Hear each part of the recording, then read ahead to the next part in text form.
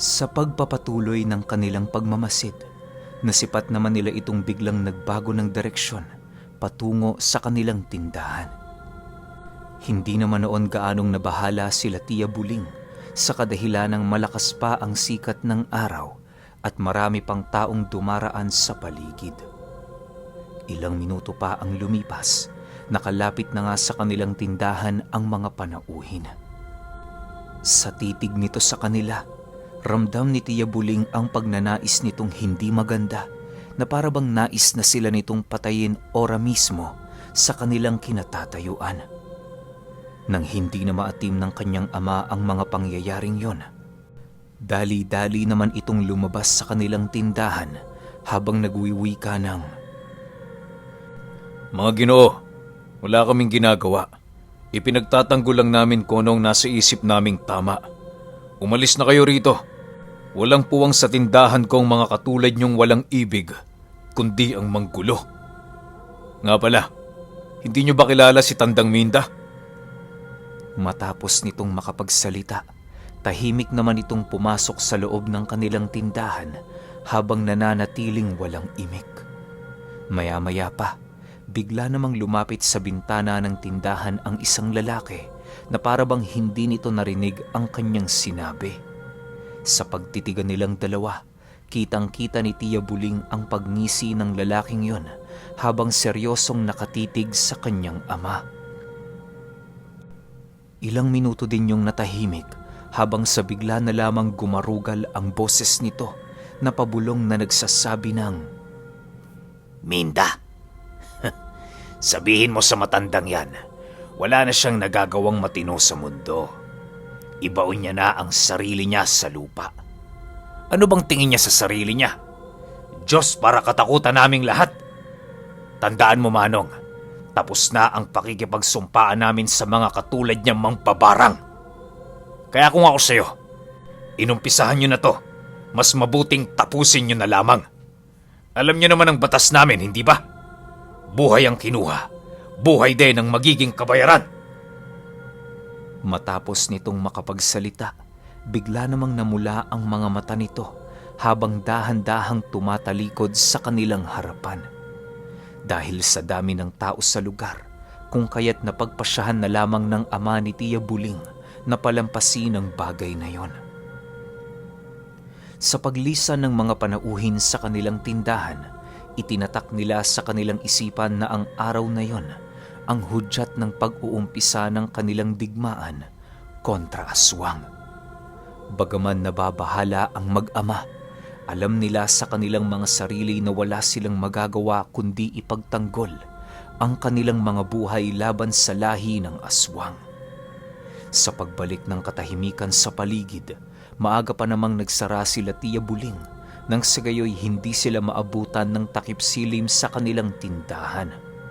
Masyado kasing mapanganib na para sa kanila ang ganoong oras dahil sa wala silang tangang kahit na anong armas sa kanilang mga katawan. Hindi rin sila gaanong umaasa sa mga buhay na salita dahil kagaya nila, may mga kakayahan din ng mga aswang na salagin ang anumang mga buhay na katagang kanilang ipapalipad hangin. Nang marating na nila ang kanilang tahanan, dali-dali namang sinarado ni Tia Buling ang lahat ng bintana alinsunod sa kagustuhan ng kanyang ama. Nag-umpisa na din silang magkalat ng mga asin sa paligid bilang paunang pangontra laban sa mga aswang. Sa paglalim pa ng gabi, doon na nga nag-umpisa ang kanilang kalbaryo sa lugar.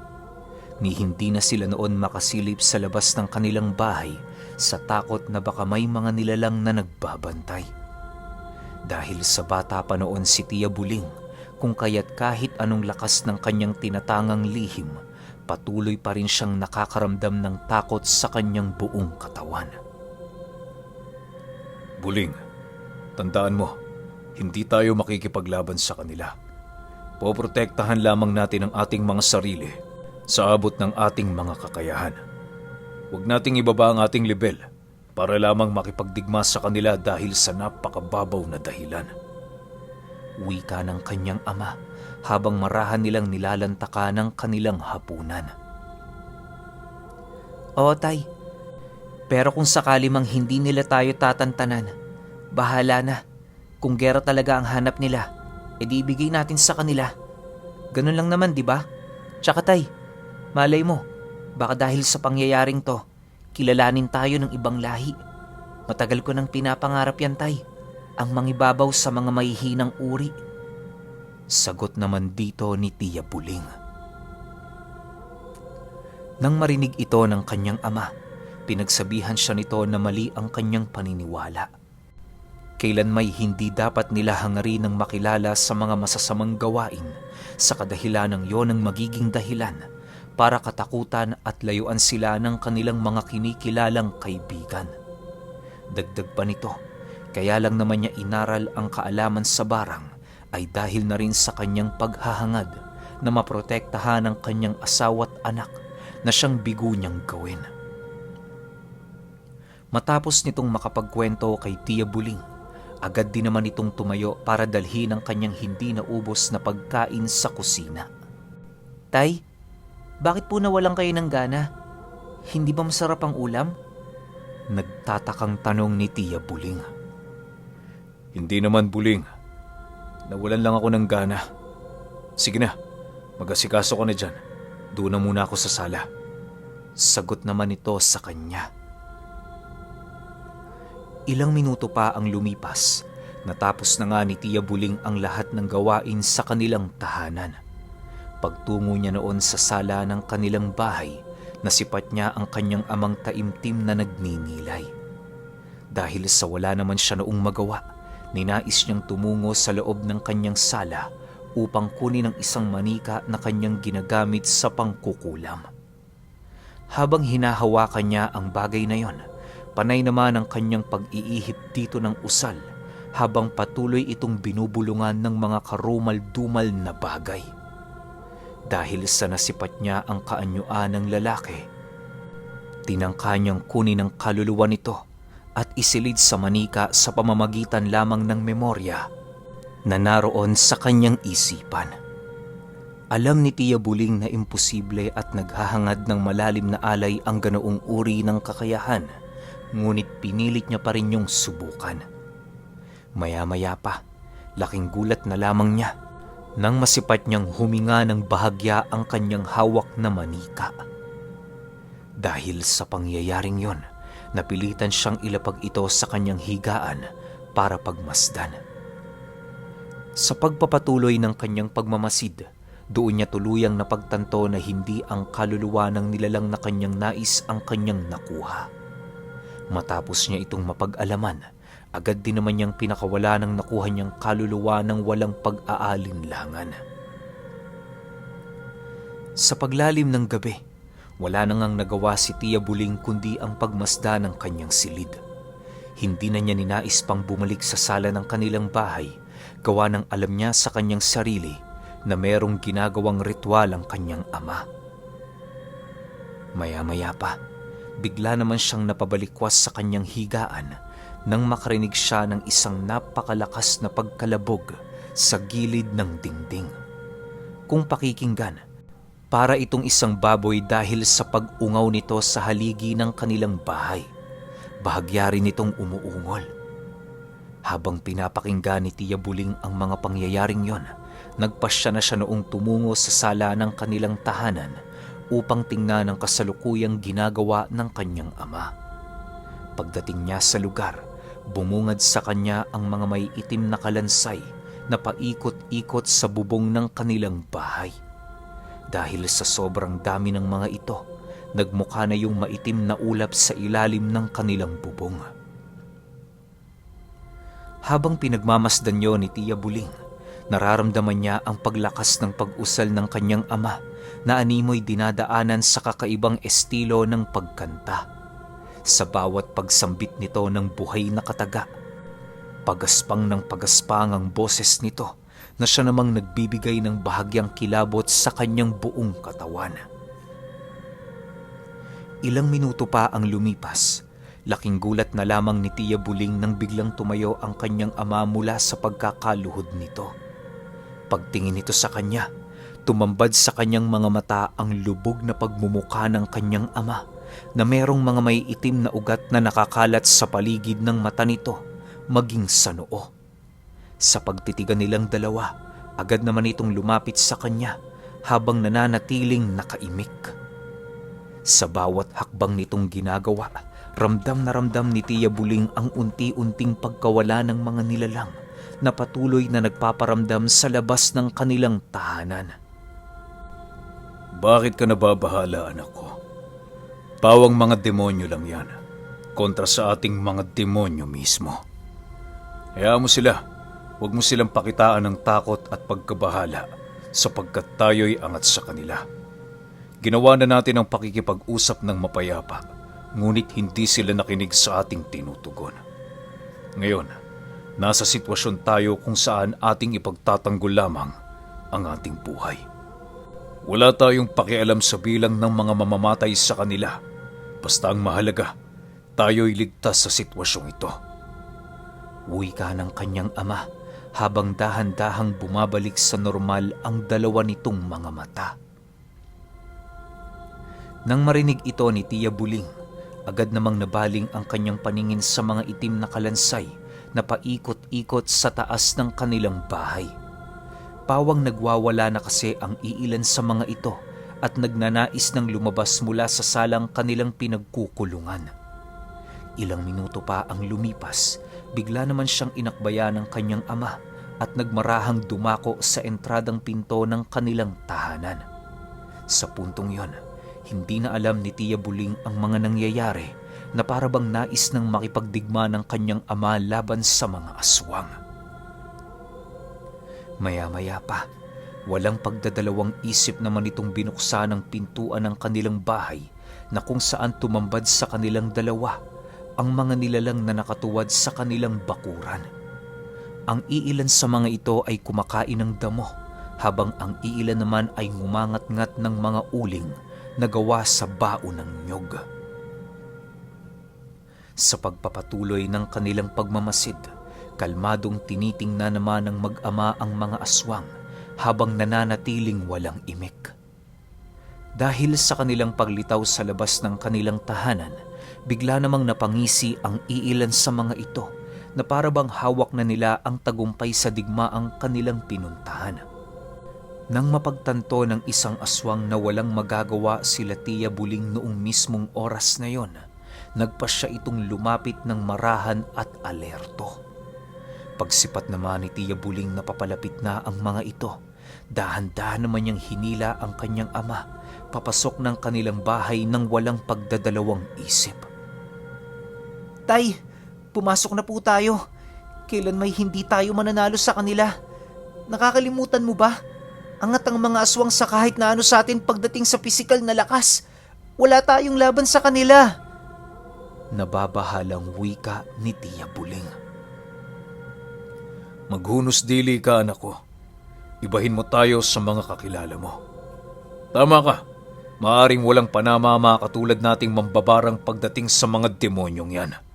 Subalit huwag mong kakalimutan at isasantabi ang panganib na maaari rin sa kanilang maibigay ng ating mga karunungang lihim. Hindi lang ako bastang nag-aral, anak. Ito'y isinapuso ko't inunawa ng husto. Sagot naman ng kanyang ama. Pagpumiglas nito sa kanyang pagkakahawak, bigla naman niyang nasipat na bumuka ang bibig ng kanyang ama at kasabay nito ang mabilisang pagsili para ng mga itim na kalansay sa loob ng kanilang bahay. Sa paglabas nito ng pinto, dali-dali naman yung pumasok sa katawan ng kanyang ama na siyang naging sanhi upang magbago ang buong kaanyuan nito dahil sa napakaraming sapi. Pagrinig ni Tia Buling na umuungol ng napakalalim ang kanyang ama, dali-dali naman siyang napatras sa takot na baka hindi na alam ng kanyang ama ang kanyang ginagawa. Matapos itong masilayan ng mga aswang, halos hindi nila mapigilang mabahala sa kadahilan ng kitang-kita ng kanilang mga mata ang demonyong nasa harapan nila. Nang hindi na maatim ng iilan sa mga aswang ang mga pangyayaring yon, agad naman nilang sinugod ang ama ni Tia Buling nang walang pag-aalinlangan. Paglapit ng iilan sa mga ito sa kanyang ama, laking gulat na lamang niya nang masipat niyang walang panama ang mga aswang sa bagong anyo ng kanyang amang mambabarang. Sa pagpapatuloy ng ganoong kaganapan, kitang-kita ni Tia Buling ang pagsiatras ng iilan dahil sa pinsalang kanilang natamo sa pakikipaglaban. May iilan sa mga aswang na sumunggab noon sa kanyang ama, ang labis na napuruhan na halos dumating na sa puntong may mga malaaninong insekto ang pumapasok sa bawat butas ng katawan nito. Panay din ang ginagawa nitong pagsisigaw habang kumakaripas ng takbo na parabang nakakaramdam yon ng hindi maipaliwanag na pakiramdam sa kanyang buong katawan. Maya-maya pa, laking gulat na lamang ni Tia Buling nang masipat niya ang mga aswang na pinasukan ng insekto na bigla na lamang lumobo ang katawan at hindi naglaon ay sumabog ito. Dahil sa pangyayaring yon, kung kaya't bahagyang natigilan ng naganap na paglalaban sa kadahilan ng labis ng nababahala ang mga aswang sa mga abilidad na kayang gawin ng ama ni Tia Buling. Ilang minuto pa ang lumipas, bigla namang nagbigay babala ang isa sa mga ito habang marahang umaatras. Ito ang pakatatandaan mo, mambabarang! Hindi kami titigil hanggat hindi namin nakukuha ang aming paghihiganti. May araw ka rin sa amin. Tandaan mo yan! Wika ng isang aswang. Matapos nitong makapagsalita, bigla naman yung nagsipulasan na halos segundo lang ang naging pagitan nang tuluyan itong mawala sa kanilang tahanan. Nang mapagtanto ng ama ni Tia Buling na wala na ang mga ito, dali-dali naman yung pumasok sa loob ng kanilang bahay habang patuloy na umuungol. Pagsilay ni Tia Buling na naroon na ito sa loob ng kanilang sala, agad naman nilang sinarado ang kanilang pinto upang masigurong ligtas na sila. Sa pagtingin niya sa kanyang ama, doon niya nasipat ang paghawi nito sa mga itim na kalansay papalabas sa kanyang katawan. Ang iilan sa mga nilalang na yon ay nagpupumilit manatili sa katawan ng kanyang ama, subalit nagawa niya itong maiwaksi ng walang kahirap-hirap. Sa paglaho ng mga itim na kalansay sa katawan nito, agad naman yung nakaramdam ng hindi maipaliwanag na pagod ng kanyang katawang lupa at kaluluwa.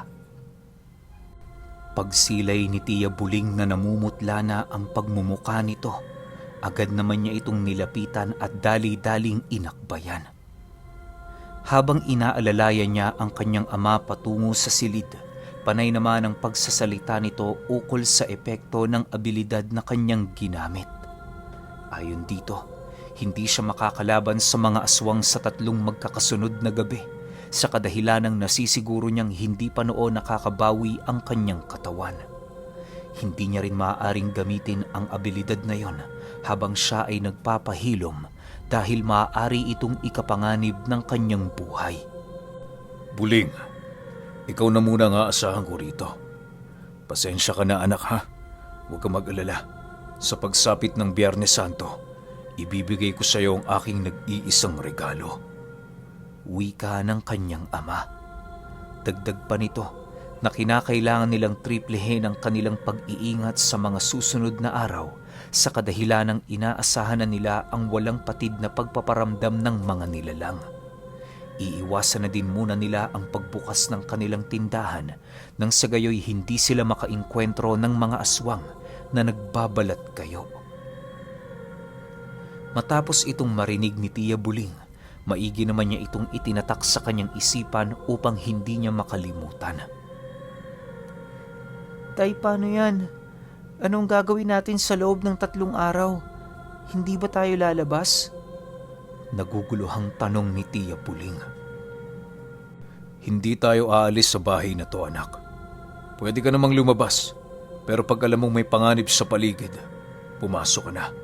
Hanggat hindi pa nakakabalik sila Tandang Minda, hindi pa tayo maaaring magpakakampante. Sagot naman ng kanyang ama. Matapos nilang mag-usap, agad din naman itong nagpahinga gawa ng patuloy na nanginginig ang kanyang katawan. Sa pagpikit ng mga mata nito, Tanging pag-upo na lamang sa silyang naroon ang nagawa ni Tia Buling. Dahil sa kinakailangan niya noong bantayan ng kanyang ama, kung kaya't halos buong magdamag, hindi siya tulog. Sa pagsapit ng umaga, napagpasyahan niyang saluhin na muna ang lahat ng gawaing bahay nang sa gayoy makapagpahinga ito ng husto. Bago sumapit ang tanghali, natapos na nga ni Tia Buling ang lahat ng kanyang gawain. Napakain na din niya noon ang nanghihina niyang ama, kung kaya't napagpasyahan niyang tumungo sa bakuran ng kanilang bahay para magmasid sa buong paligid. Habang pinagmamasdan niya noon ang mga taong naglalakad, napapansin niyang may iilan sa mga ito ang dumaraan sa kanilang tindahan. Karamihan sa kanilang mga kababaryong pumapanhik roon ay ang mga suki nilang labis araw-araw na bumibili ng mga gulay. Bagaman nais itong bentahan ni Tia Buling, alam niya sa kanyang sariling wala siyang magagawa kundi ang palagpasin na muna ang pagkakataong iyon. Sa pagpapatuloy ng kanyang pagmamasid, doon niya nasipat ang iilang mga kababaihang butot balat na umaaligid sa paligid. Panay din ang pagtitig nito sa kanilang tindahan, kung kaya't ninais na lamang niyang pumasok para makaiwas. Sa pagdating niya sa silid ng kanyang ama, agad naman niya doong ibinalita ang kanyang mga nakita. Tay, may mangilan-ngilan sa mga aswang ang umaaligid sa ating tahanan. Karamihan sa mga ito ay matatandang babae na hindi tubo sa ating baryo. Wika ni Tia Buling pagsilay niya sa natutulog niyang ama. Nang marinig nito ang kanyang sinabi, agad naman yung napabalikwas sa kanyang pagkakahiga habang sumasagot ng, Hayaan mo lang sila, anak. Malabong pumanhik ang mga yan dito. Takot lang ng mga yan sa ating mga kababaryo. Matapos nitong makapagsalita, agad din naman siya nitong pinaalis sa silid gawa ng matutulog na yon hanggang maghapon. Nang marinig ito ni Tia Buling, wala naman siyang nagawa kundi sundin ang sinabi ng kanyang ama. Pagdating niya sa sala, dali-dali naman niyang kinuha ang kanilang gasera upang sindihan. Masyado kasing madilim sa loob ng kanilang tahanan noon, gawa ng lahat ng bintana sa loob ng kanilang bahay ay nakasara. Nais man niya itong buksan, ngunit hindi niya yon magagawa alinsunod sa utos ng kanyang ama. Dahil sa walang maisip na gagawin noon si Tia Buling, kung kaya't kinuha niya ang libretang bigay sa kanya ng kanyang ama para basahin. Subalit ilang minuto lang noon ang lumipas, bigla naman siyang natigilan sa kanyang ginagawa nang marinig niya ang mga mahihinang pagkatok sa entradang pinto ng kanilang tahanan. Sino yan? Tanong ni Tia Buling sa mga panauhing naroon. Nandyan ba ang ama mo, Buling? Kami to, si Tandang Minda.